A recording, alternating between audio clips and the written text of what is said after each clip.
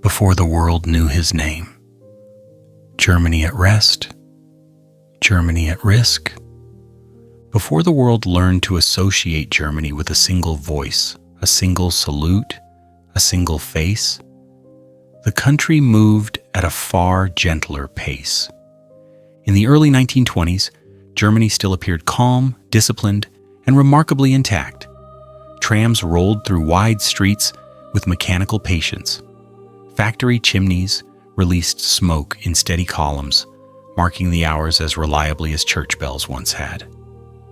Shopkeepers opened their doors each morning, arranging displays with care learned over generations. In cafes and beer halls, people gathered not to make history, but simply to talk, to complain lightly, to argue politely, to pass the evening as they always had. It did not feel like a nation standing at the edge of catastrophe. It felt like a nation catching its breath. Somewhere within this ordinary landscape, Adolf Hitler was still an unfamiliar figure. He was not yet a symbol, not yet a warning, not yet a name spoken with weight. He was simply one voice among many, sometimes loud, sometimes ignored, moving through a society crowded with opinions, frustrations, and half-formed ideas. Germany, at this moment, was not searching for a dictator. It was searching for relief. The war had ended, but its echo lingered quietly. Defeat did not arrive as a single event. It settled gradually like dust. People noticed it in small ways, in savings that felt less secure, in conversations that circled the same resentments, in the sense that effort no longer guaranteed outcome. Order still existed, but confidence in that order had softened. Hitler listened carefully to this atmosphere. He did not emerge fully formed with a grand plan. He absorbed. He repeated. He reshaped what he heard. His ideas were not precise, nor were they original. They were familiar fragments, borrowed anxieties, shared resentments, simplified explanations, spoken back to audiences who recognized themselves in his words. At first, this did not seem remarkable. Germany was full of speakers, full of parties, full of movements, promising renewal, justice, stability, pride. Beer halls echoed with speeches every night. Newspapers printed arguments that contradicted one another by the page. Political posters layered over older posters, each insisting that clarity was just one election away. What mattered was not volume, but rhythm. Hitler learned how to match his words to the mood of the room, not to instruct, but to reassure, not to explain complexity, but to dissolve it. He offered no detailed solutions, only the promise that confusion itself could be made to disappear. And confusion by then was exhausting. This is where the story truly begins, not with banners or marches, but with tired listeners, with a society that still believed itself rational, modern, and immune to extremes, with people who did not seek domination but calm, not transformation but rest. Before silence was enforced, it was welcomed. Before power was seized, it was invited, quietly, cautiously, often without full awareness of what that invitation might eventually cost. So we begin here, in a Germany that still felt normal, in a moment when Adolf Hitler was only a name some had heard, others ignored, and few yet feared, and in the gentle, dangerous space where weariness begins to sound like consent. Chapter 1. A young man without a place. Before Adolf Hitler became a figure shaped by crowds, uniforms, and power, he was something far quieter and far more common, a young man without a clear place in the world. He was born in 1889 on the edge of the Austro-Hungarian Empire, a state that was vast, multilingual, and unevenly held together. Borders shifted more easily than identities. People lived alongside one another without always feeling part of the same story. From the beginning, this was a world where belonging was complicated, where loyalty could feel abstract, and where certainty was often borrowed rather than earned. Hitler's early life followed no dramatic arc. It was marked less by ambition than by drift. He showed an interest in art and imagined a future shaped by creativity and recognition, but the institutions that might have given that dream form did not open their doors to him. Rejection arrived quietly in letters and examinations that offered no explanation beyond a simple refusal. There was no sudden collapse, no defining catastrophe, just a narrowing of options. In Vienna, he lived modestly, sometimes precariously, earning small amounts by painting postcards and simple scenes for tourists. Days passed without structure. Nights offered too much time to think. The city around him moved with energy, cafes buzzing, ideas circulating, but he remained on the margins, watching rather than participating, absorbing rather than shaping. This kind of existence leaves a particular mark. Without routine, time stretches. Without recognition, identity softens. Purpose becomes something imagined rather than practiced. For many young men in early 20th century Europe, this feeling was not unusual. The modern world promised opportunity, but it did not distribute it evenly. Those who failed to find a foothold often experienced not anger at first, but disorientation. Hitler was not yet angry in any focused way. He was searching. What he lacked most was not talent or intelligence, but structure, a framework that explained where he fit and why he mattered. He read widely, unevenly, absorbing fragments of ideas without committing to any single system of thought. Politics, culture, and grievance blended together without clear boundaries. Then, in 1914, the world offered him something unmistakable. War did not arrive as chaos at first. It arrived as order. The outbreak of the First World War provided uniforms, schedules, ranks, and clear divisions between inside and outside, friend and enemy. For Hitler, volunteering for the German army meant stepping into a system that demanded little introspection and offered immediate belonging. One did not need to decide who one was. The structure decided for you. Daily life gained rhythm, marching replaced drifting, commands replaced uncertainty. The question of meaning narrowed to something manageable: endurance, loyalty, obedience. This clarity mattered deeply. Like many soldiers, Hitler experienced the war not only as violence but as identity. The front imposed focus. It simplified the world. Complexity retreated behind routine. The sense of being part of something larger, something disciplined, purposeful, and recognized, filled a space that had long remained empty. When the war ended, that structure vanished abruptly. Defeat arrived not with ceremony, but with confusion. The empire dissolved. The army disbanded. The framework that had given shape to daily existence disappeared, leaving behind millions of men suddenly returned to civilian life without guidance or direction. For Hitler, this transition was especially disorienting. The war had not resolved his search for meaning. It had postponed it. And now, with Germany defeated and the old order gone, the sense of being unmoored returned, this time with greater intensity. He did not emerge from the war with a detailed ideology or a clear plan. What he carried instead was a heightened sensitivity to disorder and a deep discomfort with ambiguity.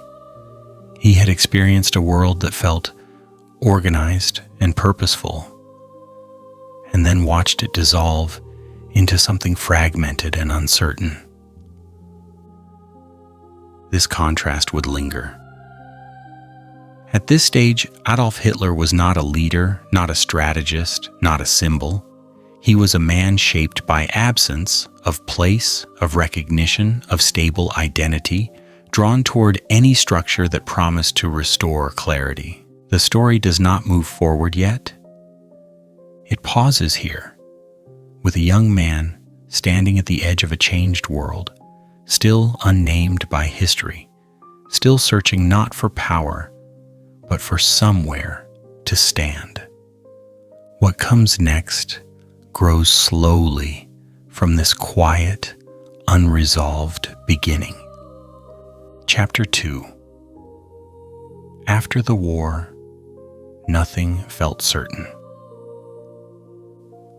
When the war ended, it did not leave behind peace so much as uncertainty. Germany emerged from the First World War defeated, but more than that, disoriented. The empire that had once given structure and hierarchy to daily life no longer existed. Borders shifted, authority blurred. Familiar institutions weakened or vanished altogether. What remained was a society still moving forward, but without a shared sense of direction.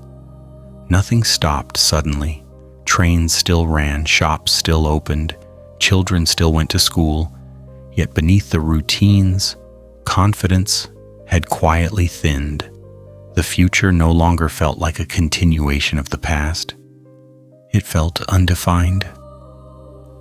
In cities like Munich and Berlin, the streets filled with voices.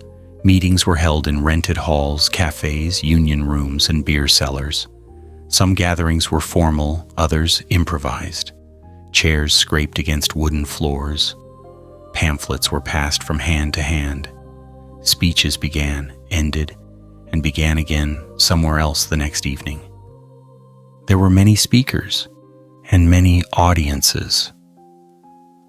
Political groups formed and dissolved with remarkable speed. Some promised order, others promised justice. Some spoke of revolution, others of restoration.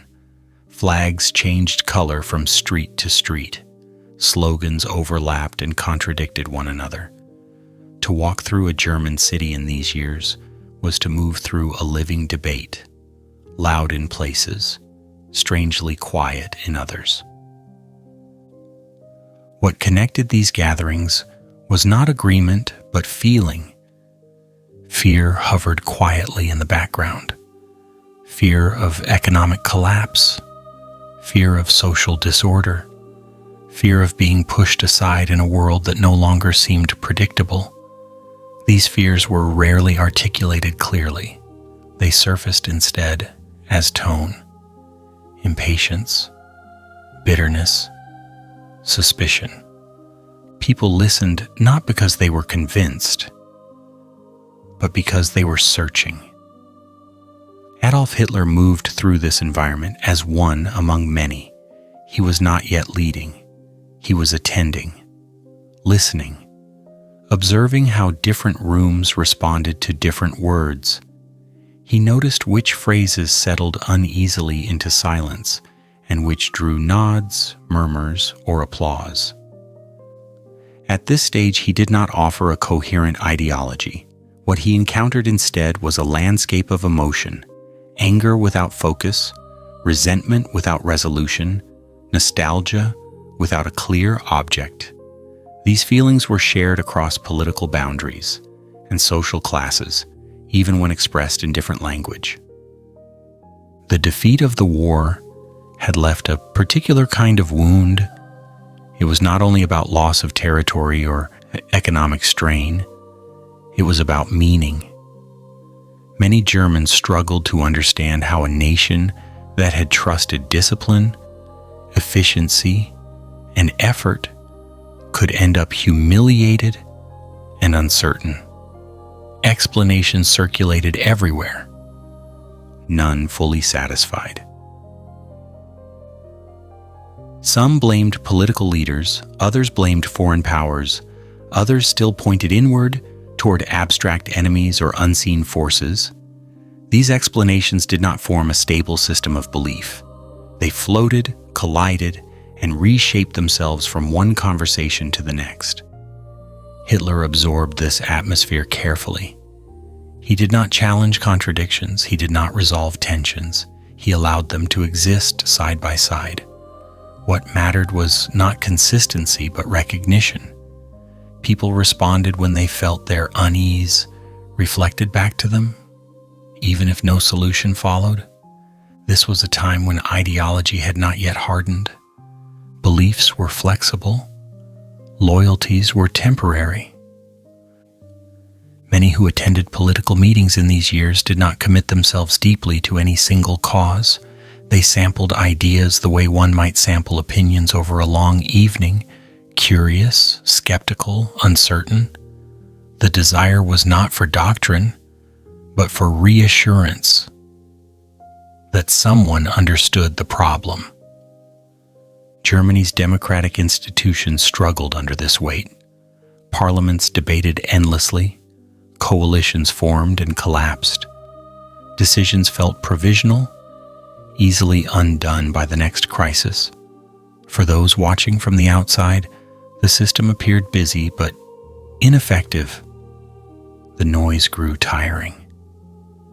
In this environment, clarity, even the promise of clarity, became appealing. Not because people had abandoned reason, but because reason alone no longer seemed to provide comfort. Emotion filled the space left behind. Hitler's role in these years was quiet but formative. He was learning not what people believed, but what they felt.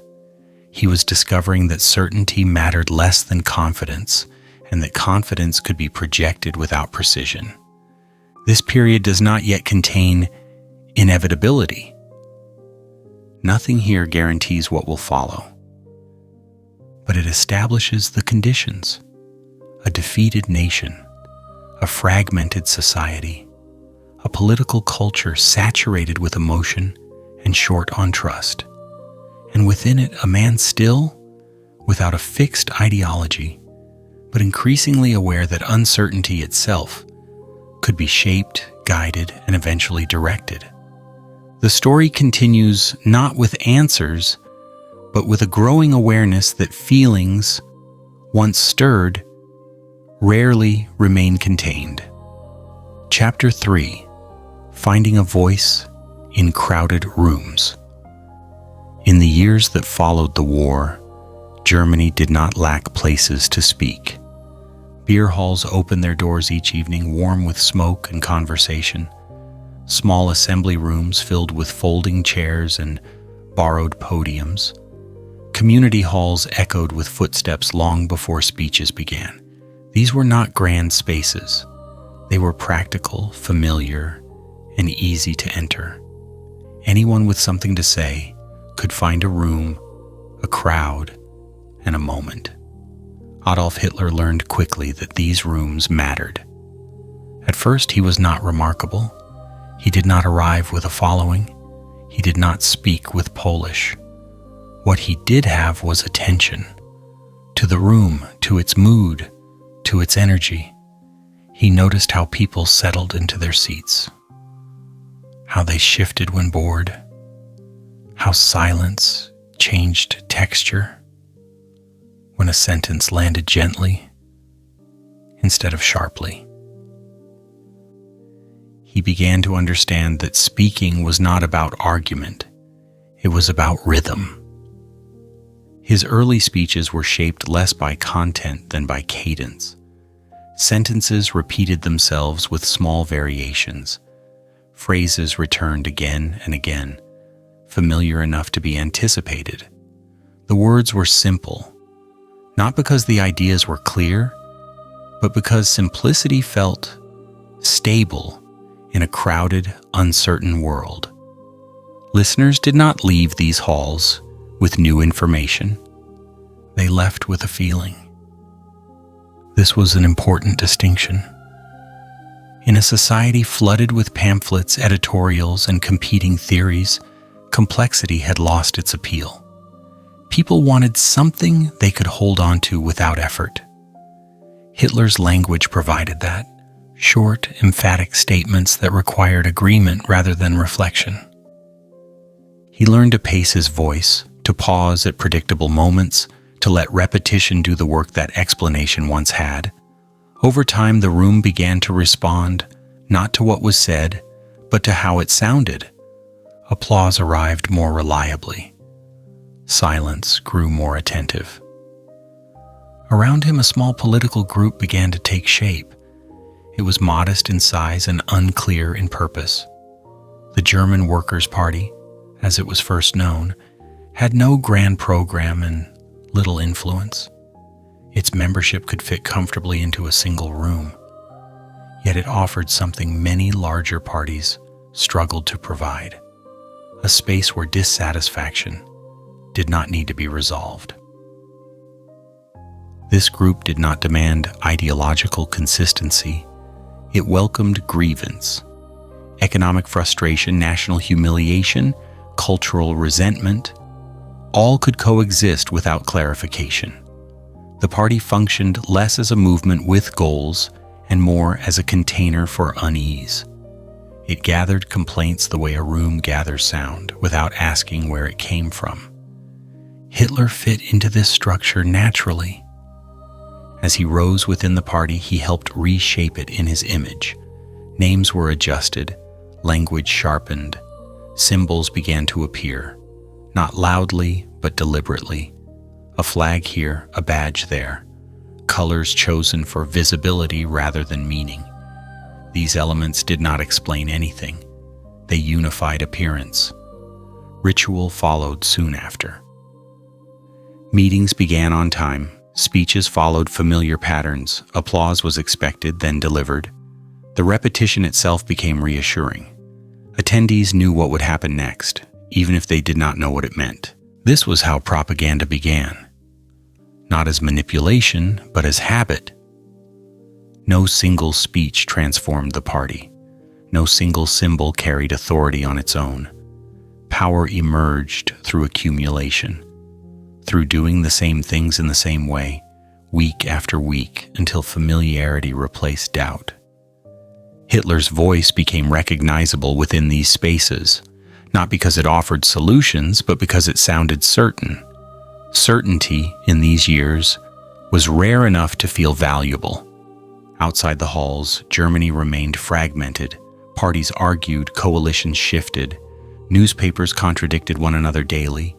Inside these rooms, however, the experience was controlled, predictable, focused. The contrast mattered. People returned not out of loyalty, but out of comfort.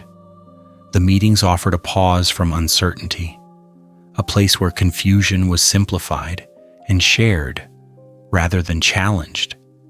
At this stage, nothing was inevitable. The Nazi Party remained small, its influence limited, its ideas unfinished. Yet a pattern had been established, a way of speaking, a way of gathering, a way of turning emotion into routine.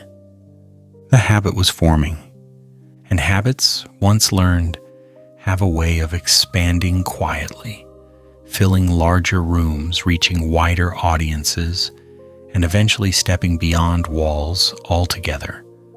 The voice had found its space. The space would soon begin to grow. Chapter 4: Failure that did not end the story. In November of 1923, the momentum that had been slowly gathering came apart in a single disordered moment. What later generations would remember as a dramatic turning point did not unfold with precision or grandeur. It was uneven, confused, and poorly coordinated. A gathering in a Munich beer hall was interrupted. Declarations were made too quickly. Expectations raced ahead of reality. Within hours, what had been imagined as decisive action dissolved into hesitation, misunderstanding, and resistance. The attempt to seize power collapsed almost as soon as it began. There was no sweeping takeover, no nationwide response. Police and army units remained loyal to the state. The city returned to its routines with surprising speed.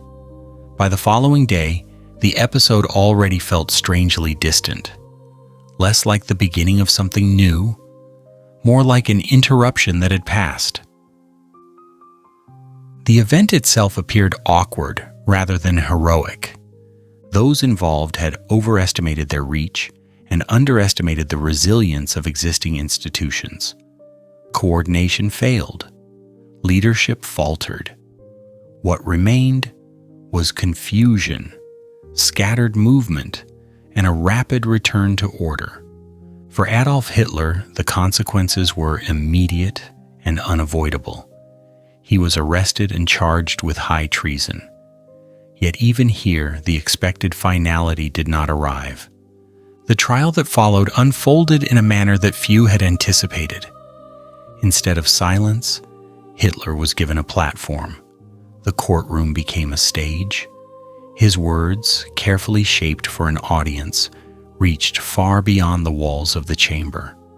Newspapers reported not only the charges but the speeches. Photographs captured posture, expression, presence. The event that had failed in action succeeded in attention. Hitler did not deny what had happened. He reframed it. Responsibility was acknowledged selectively. Intent was emphasized over outcome. The language was emotional, expansive, and deliberately public-facing. The trial ceased to be about legality and became something closer to performance. What mattered now was not success or failure, but visibility. The sentence itself reflected this ambiguity. Though found guilty, Hitler received a punishment that was light by the standards of the charge. Prison was imposed, but under conditions that were far from severe. He was removed from the public eye, yet not erased from public memory. Time slowed. In confinement, the pace of life changed. Days followed routine, conversation narrowed, reflection, whether deliberate or forced, became unavoidable. It was here that Hitler reassessed not his beliefs but his methods. The lesson was clear. Direct confrontation had failed. Disorder invited resistance. Sudden rupture strengthened existing authority rather than dismantling it. If power was to be achieved, it would require patience, legality, and the appearance of respectability. The system, flawed as it was, offered pathways that brute action did not. During this period, ideas were gathered and organized, though not into a coherent doctrine. What emerged was less a philosophy than a narrative, part justification, part reinterpretation. Events were reshaped in hindsight, given symbolic weight they had lacked at the time. Failure was recast as sacrifice. Confusion became intention. Meaning was applied after the fact. When Hitler left prison, the world he returned to had not dramatically changed. Germany remained unstable. Political groups continued to rise and fall. Economic pressures persisted. Yet something within his approach had shifted. The emphasis moved away from sudden gestures and toward gradual accumulation. The goal was no longer to seize power in a moment, but to become unavoidable over time. To work within elections rather than against them. To use law as a tool rather than an obstacle. To let repetition, familiarity, and legitimacy do the work that force could not. This was not a transformation driven by reflection or remorse. It was tactical. Failure had not discouraged ambition, it had refined it. The episode of 1923 did not end the story. It redirected it. What had been attempted clumsily would now be pursued patiently. The methods would be quieter, the pace slower, the language more careful. The noise of collapse faded. In its place emerged a new strategy, one that understood that, in a tired society, endurance often proves more effective than disruption. The path forward would not begin with another shout. It would begin with waiting. Chapter 5. When the economy fell silent. In 1929, the noise of everyday life in Germany began to fade. It did not happen all at once. There was no single morning when everything stopped. Instead, the change moved slowly, almost politely, as if unwilling to cause alarm. A factory shortened its hours, a shop delayed restocking its shelves, a family postponed plans they once took for granted. Then another factory closed. Another shop window went dark. The global economic collapse that followed the Wall Street crash reached Germany with quiet persistence. Credit vanished. Orders dried up. Businesses that had survived war and inflation now found themselves without customers or capital. Unemployment rose steadily, then sharply, until it became impossible to ignore. Men stood in lines that lengthened each week. Tools lay unused, machines sat still. The familiar hum of industry softened into an uneasy silence. For many, the most unsettling part was not hunger, but unpredictability. The German middle class, clerks, shop owners, teachers, small professionals, had long believed themselves insulated from sudden collapse. Their lives were built on modest stability, careful planning, and the assumption that effort would be rewarded. The Depression challenged that belief directly. Savings evaporated, businesses failed, status slipped. Fear settled gently like fog, obscuring not just the future, but the past sense of reliability. Conversations changed tone.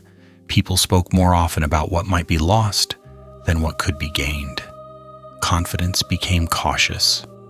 Optimism felt irresponsible. In this atmosphere, complexity lost its appeal. Economic explanations circulated widely, but they offered little comfort. Charts, statistics, and parliamentary debates seemed distant from lived experience. What people wanted was not analysis, but reassurance that someone understood their anxiety.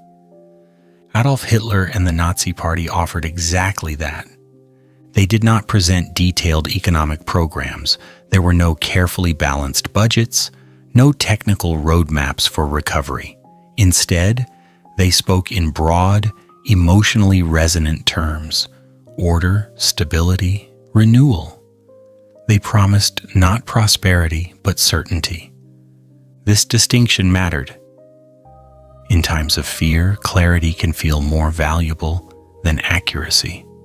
The Nazis did not ask people to understand the economy. They asked them to trust that confusion itself could be ended. Their message shifted subtly with each audience. To some, they spoke of discipline and national strength. To others, of protection against chaos. The words were flexible, but the tone remained consistent. Calm assurance in the face of uncertainty. For the middle class, this was particularly compelling. These were people who feared falling rather than rising, who worried less about revolution than about losing what they already had. Hitler's rhetoric spoke directly to that anxiety. He did not threaten upheaval. He offered restoration, a return to a world where roles were clear and effort mattered again. The appeal was emotional rather than logical. The Nazi Party grew not because it explained the crisis, but because it absorbed the fear surrounding it. Meetings filled with people who did not necessarily agree on causes or solutions, but who shared a sense that things were slipping out of control. Within these gatherings, fear became communal, shared, less isolating. The promise of order, however vague, began to feel like relief. Electoral results reflected this shift. Support for the Nazis rose sharply during the worst years of the Depression. Areas hit hardest by unemployment proved most receptive. Those who had once ignored political extremism now listened carefully, not out of conviction but out of exhaustion. It is important to note what did not happen. The Nazis did not win over everyone. Many workers remained loyal to unions and left-wing parties. Many Catholics stayed aligned with their traditional political organizations. But enough people moved, especially among the anxious middle class, to change the balance. Fear had found a direction. In this period, Hitler's strength was not vision, but timing. He did not create the crisis. He entered it. He allowed his movement to be shaped by the anxieties of the moment, offering simplicity where complexity had failed. The economy's silence amplified his voice. Factories no longer spoke. Markets no longer reassured. Institutions hesitated. Into that quiet stepped promises that required belief rather than understanding. This was not yet dictatorship. It was not even inevitability. But it was momentum. And momentum, once aligned with fear, tends to move steadily forward, seeking answers that feel solid even when they are built on very little at all. Chapter 6: When Democracy Learned to Lean on Silence. By the early 1930s, Germany's democracy had not disappeared. It still existed, but it was tired. From the outside, the institutions remained intact. The Reichstag still met. Elections were still held. Parties still printed posters, delivered speeches, and argued in public. The structure of democracy stood upright like a familiar building whose doors were still open. Yet inside, movement had slowed. Decisions came late, if at all. Debates stretched on without resolution. Urgency drained into repetition. The parliament had become gridlocked. Coalitions formed and collapsed with exhausting regularity. No party held a clear majority, and compromise felt increasingly artificial. Each vote required delicate balancing. Each agreement came with conditions that weakened it from the start. The process continued, but confidence in the process quietly thinned. What once felt like participation now felt like delay.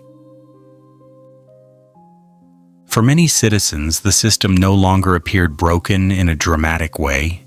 It appeared ineffective. This distinction mattered. Germany was not yet rejecting democracy. It was growing impatient with it. In cafes and living rooms, people spoke less about ideals and more about outcomes. Laws passed slowly, crises arrived quickly. The gap between the two widened. Into this gap stepped Article 48. Originally written as a safeguard, Article 48 of the Weimar Constitution allowed the president to rule by emergency decree when public order was threatened. It was meant to be temporary, a last resort, a pause button, not a replacement. But as parliamentary paralysis continued, this exception became routine. Decrees replaced legislation. Speed replaced debate. The country did not notice a sharp break. It felt more like a gentle shift. Problems were addressed more quickly. Orders came down without weeks of argument. From a distance, things seemed calmer, more efficient. The machinery of the state appeared to be moving again. Democracy was still there, but it was no longer leading. This created a quiet contradiction.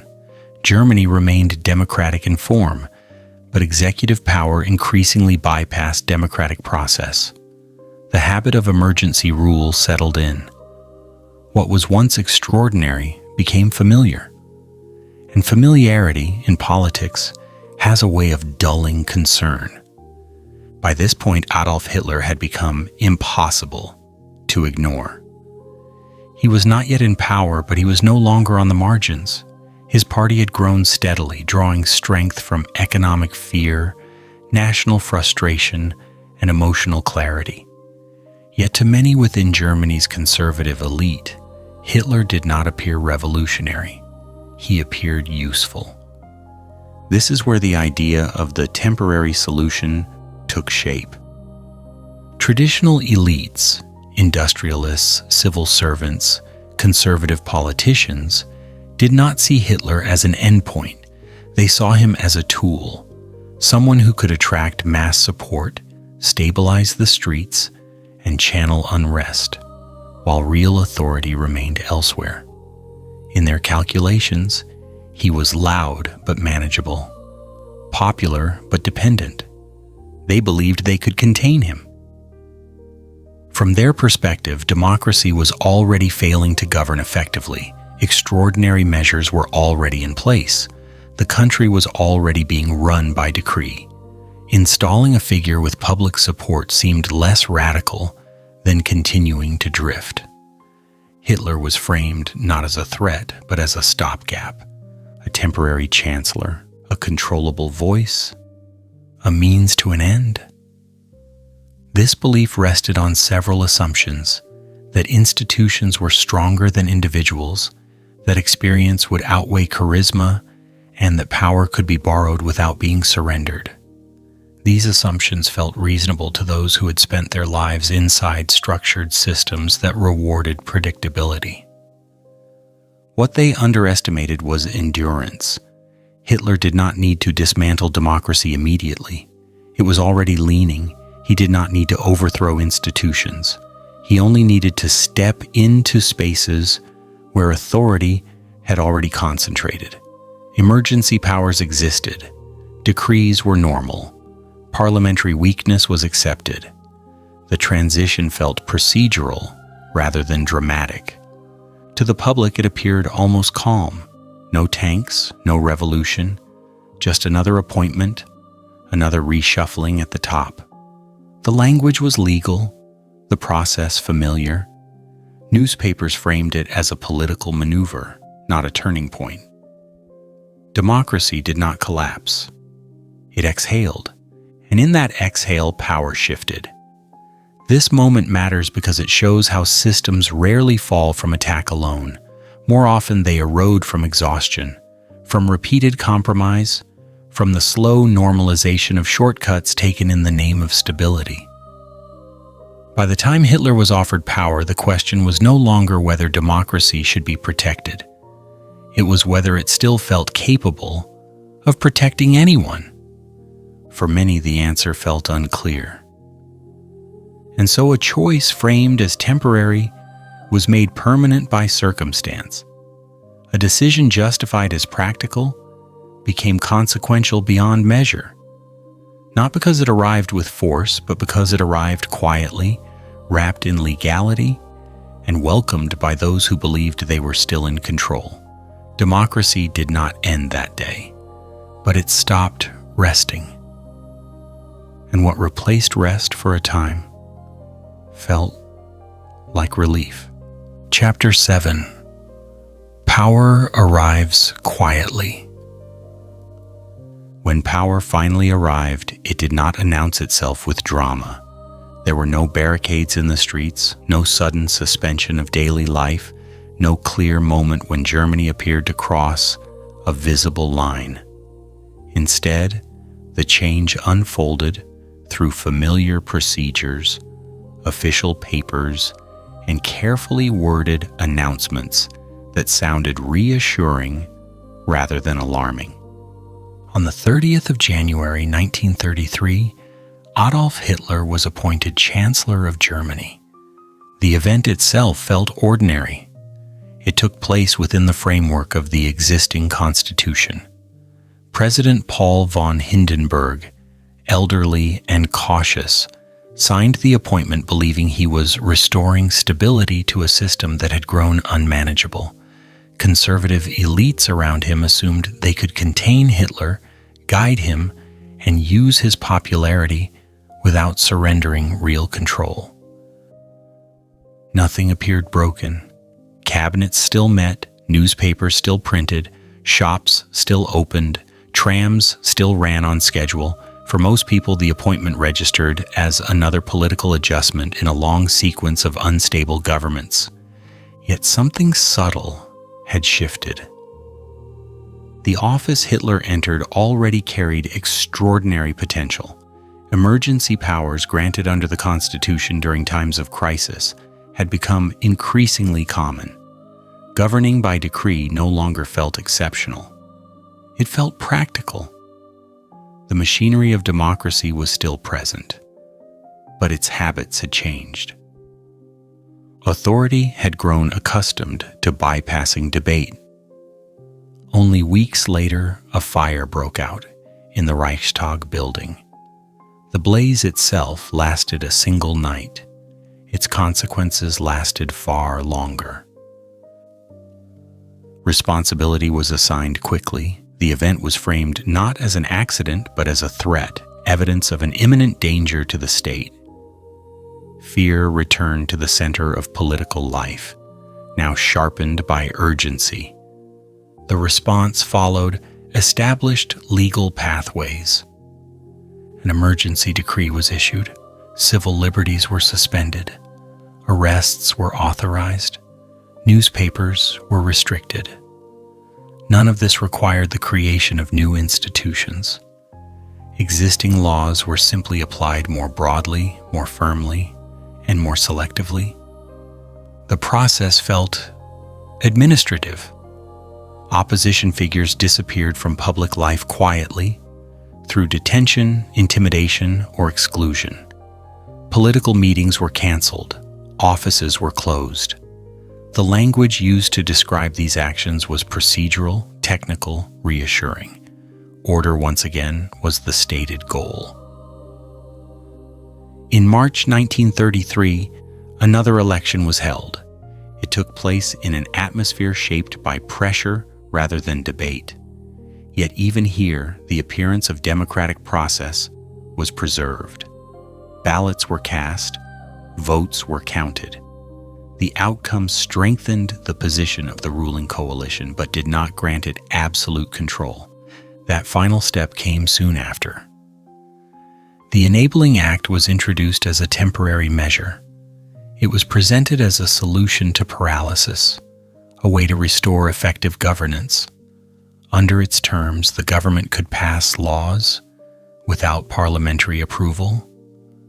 The system was transformed not through abolition, but through delegation. Parliament voted itself into irrelevance. From the outside, Germany still looked familiar. Institutions remained. Officials kept their titles. Courts continued to operate. Many newspapers remained in circulation. Daily routines continued largely unchanged. This normality was essential. People adjusted not because they were forced to notice change, but because they were not asked to notice it. Each step was small enough to feel tolerable.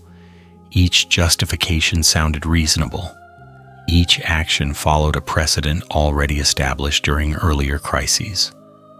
Political repression now resembled paperwork. Parties were dissolved. Trade unions were reorganized. Public life narrowed. These measures were framed as necessary corrections rather than radical departures. Stability was emphasized. Continuity was implied. What made this period distinctive was not speed, but smoothness. The transformation did not rely on constant spectacle. It relied on familiarity, on the sense that life was proceeding as usual, even as the range of acceptable thought quietly contracted. Many Germans later struggled to identify the precise moment when democracy ended. That uncertainty was not accidental. It was the product of a transition designed to feel seamless. Power had not crashed through the door. It had been led in, step by careful step. By the time the implications became clear, the mechanisms of reversal were already gone. What remained was a society that still looked normal, sounded orderly, and functioned efficiently, now governed by authority that no longer required consent. The silence that followed was not imposed all at once. It settled gradually, disguised as calm. Chapter 8. When One Voice Remained. By the middle of 1934, the structure that had been assembling piece by piece was nearly complete. What remained was alignment. Within the ruling movement itself, differences had begun to surface. Early supporters who imagined a more radical transformation found themselves increasingly out of step with the direction now being taken. Others who had expected influence or autonomy discovered that proximity to power did not guarantee permanence. This adjustment did not take the form of debate. It arrived as a brief, concentrated act of removal. Leadership figures within the movement were dismissed, arrested, or eliminated over a short span of days. The action was presented as corrective rather than dramatic, an internal reorganization designed to restore discipline and unity. The message was simple and widely understood. There would be no parallel centers of authority, no competing interpretations of loyalty. The system would move in a single direction, guided by a single voice. Public reaction was muted. Many accepted the explanation offered. Others chose not to look closely. Life continued. Work resumed. Newspapers framed the events as necessary measures taken in the interest of stability. The episode passed quickly into the background, absorbed into the rhythm of ongoing change. What mattered more than the action itself was what followed. In August of that year, President Paul von Hindenburg died. With his passing, the last symbolic separation within the state quietly dissolved. The offices of President and Chancellor were merged. The legal transition was swift, efficient, and formally approved. There was no interruption to governance, no visible rupture. The state now had a single center. This consolidation was not framed as an innovation, but as continuity.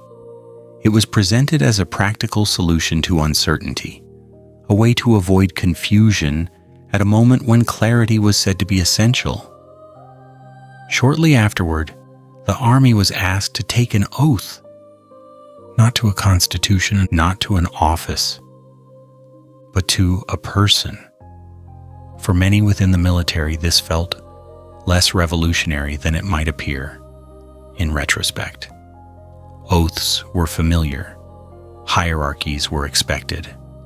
The language emphasized duty, unity, and order, concepts deeply ingrained in institutional culture. Compliance followed. With this final step, the alignment was complete. Political authority, legal power, and military loyalty now converged. The mechanisms that once balanced one another had been absorbed into a single structure. There was no need for constant enforcement. The system no longer required visible struggle. It functioned smoothly. Decisions moved downward without resistance. Public life adjusted itself around new expectations, often without explicit instruction. What emerged was not chaos, but quiet.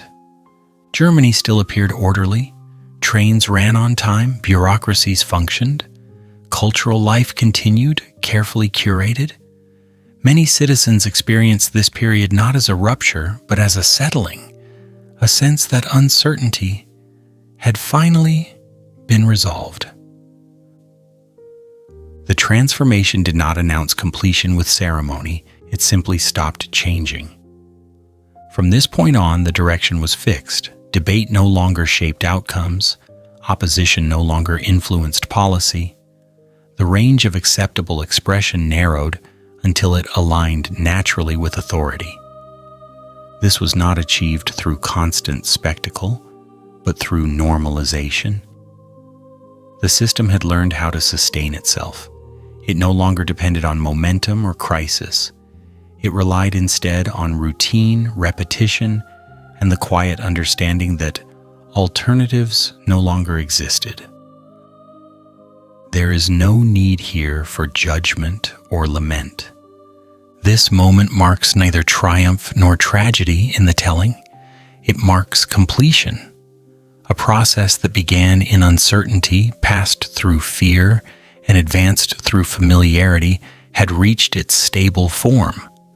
When one voice remained, it was not because all others had been loudly silenced.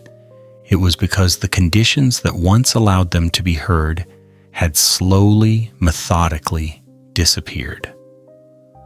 The system stood finished, not through sudden force, but through careful alignment.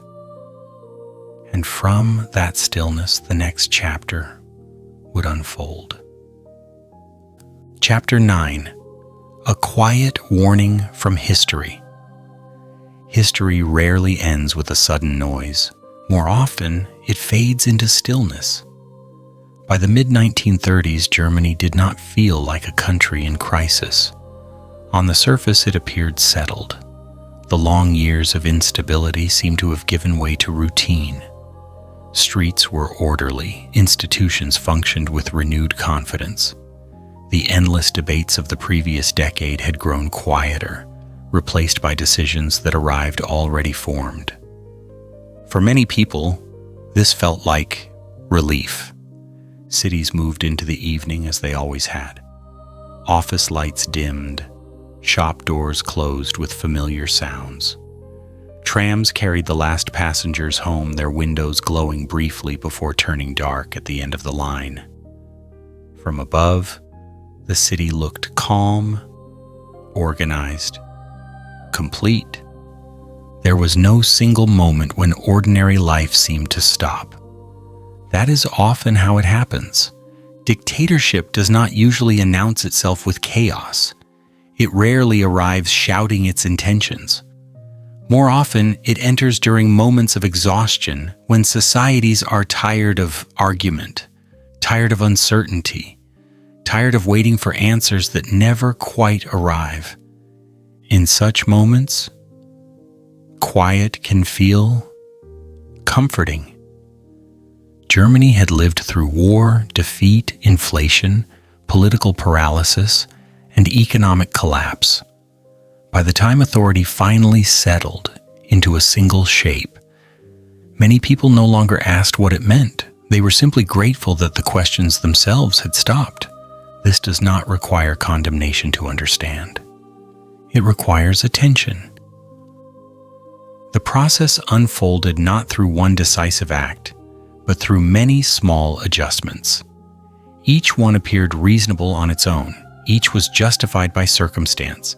Each followed habits already established during earlier emergencies. Over time, these adjustments formed a pattern. What had once been debated became assumed. What had once been temporary became permanent. What had once required explanation became routine. And routine, once accepted, rarely feels dangerous. At night, the cities remained familiar. Windows glowed softly. Radios played music. Families gathered around tables. The world did not look transformed. It looked settled, and that appearance mattered. Because when power no longer needs to prove itself, when it no longer meets resistance, it becomes part of the background, like infrastructure, like weather, like time itself. People stop noticing it not because it has disappeared, but because it has fully arrived. This is the quiet lesson history offers. Not that individuals alone create systems, nor that systems move without people, but that the space between fear and relief can be narrow, and that exhaustion often fills it faster than reflection. Dictatorship does not thrive on passion forever. It thrives on habit.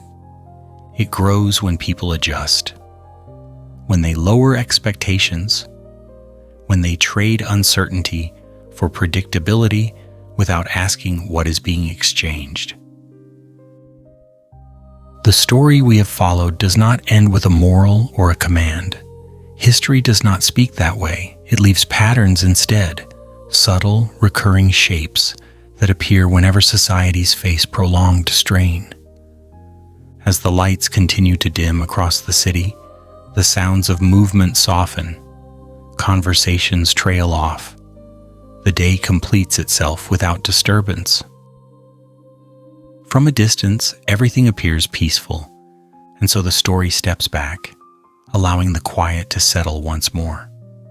Not to accuse, not to instruct, only to remind us that the most consequential changes often arrive not with force, but with fatigue. Not when people are shouting, but when they are ready to rest. The city sleeps, the narrative fades, and history, patient as ever, waits to be noticed again.